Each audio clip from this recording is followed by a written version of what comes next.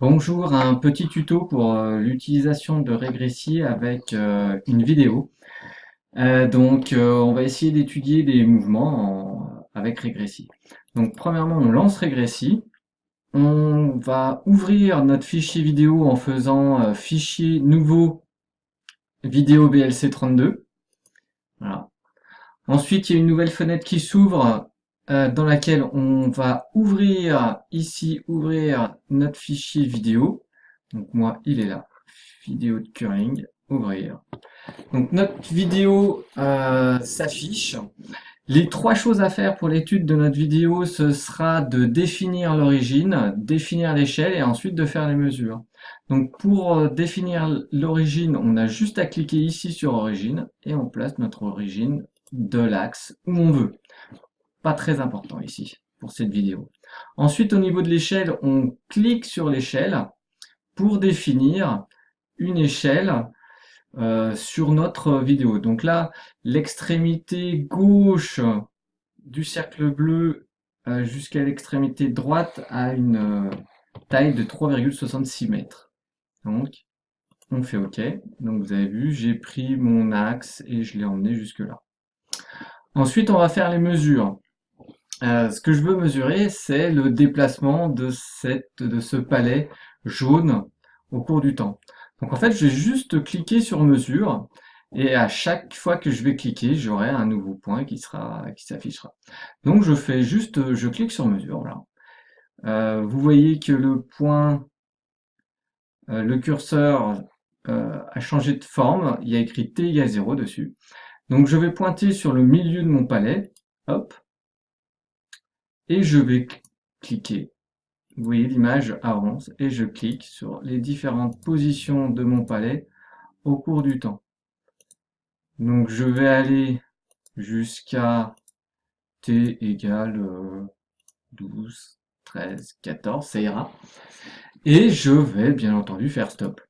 Voilà. Donc, vous voyez, pour juste faire l'acquisition des différents points au cours du temps, les différentes positions de mon palais au cours du temps, c'est relativement simple. Il suffit ensuite de faire traiter ici pour envoyer ces valeurs dans Régressy.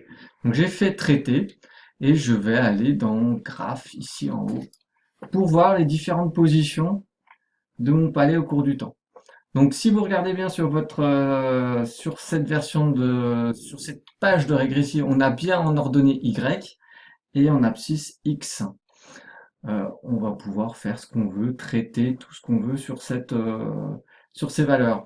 Alors, qu'est-ce qu'on pourrait faire? On va essayer d'afficher la vitesse. Moi, ce que je veux, c'est la vitesse de mon palais au cours du temps.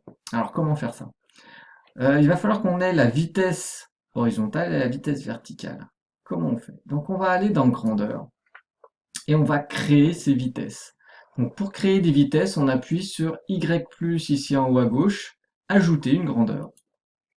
Et pour calculer une vitesse, c'est une grandeur qui est une dérivée. Donc moi, ce que je voudrais ici, c'est qu'on ait la vitesse Vx qui soit la dérivée de x en fonction du temps. Je fais OK.